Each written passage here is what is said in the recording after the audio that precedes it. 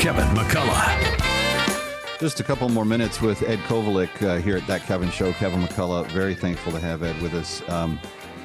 Ed, this has been a fantastic educational introduction for my audience. So many people have gone to oilfacts.com and they have said, wow, I never knew that. I've never heard this stuff before. Like what you guys are providing by way of the facts about fossil fuels just are not replicated anywhere else. And so thank you for doing your part as just a human flourishing fan to make sure that people know the basics of all this. I want to ask you about this kind of fifth big fact that you've posted there, which is that renewables, they sound nice. They may trick your brain into thinking that they are actually renewable, but when it boils down to it, without government subsidies and fossil fuels, you can't even produce the elements that they need to make renewable energy. Is this really true? Could this possibly be so? Well, let's separate those two things out. Certainly solar and wind are not economic without subsidies. Even with the subsidies, there's barely any profit margin in them for the folks that are building solar and wind. So they're clearly uneconomic, but they're also really not renewable. You know, that term is a great marketing phrase. I suppose, you know, you're capturing solar power and you're capturing wind when both of them are available, depending on what time of day and season. But the things that you need to build to capture solar energy and wind are certainly not renewable. They're developed through strip mining of rare minerals around the world, which is devastating to the environment. And, you know, those assets don't last forever. They have a short life.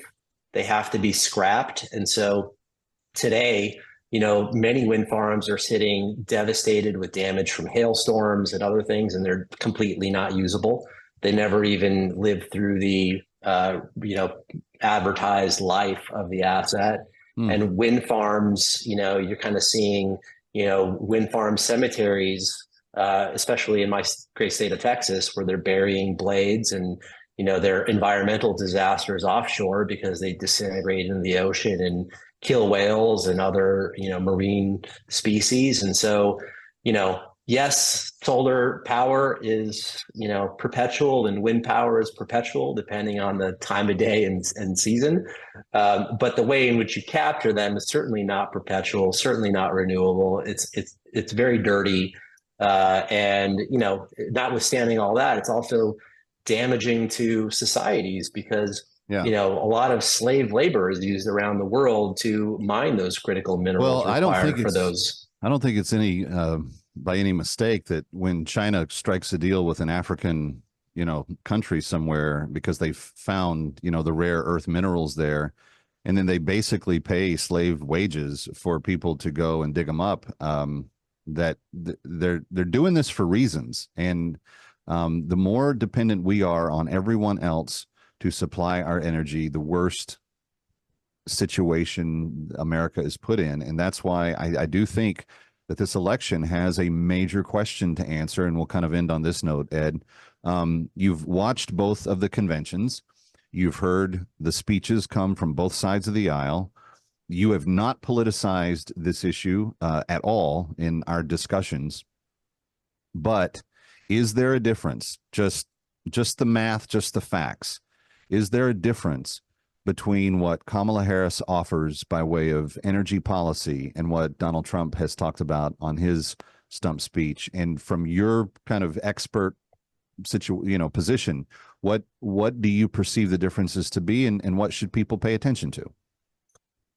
That's a great question and a great point. I think that the differences are really stark. At the end of the day, one candidate, being Kamala Harris, really wants to limit the availability of inexpensive, abundant energy through banning fracking. Her administration has already put a moratorium on the issuance of additional LNG permits in the Gulf Coast and elsewhere in the United States. So, you know, listen to them when they tell you that they want to ban it, because that's really what they want to do.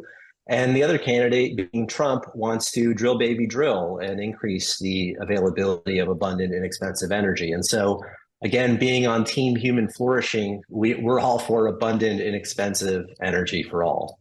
Yeah, I appreciate that, and it is very vital, friend. Look, you've got about what, 9 weeks, I guess, until the election, and some states start voting in just a few days for early voting.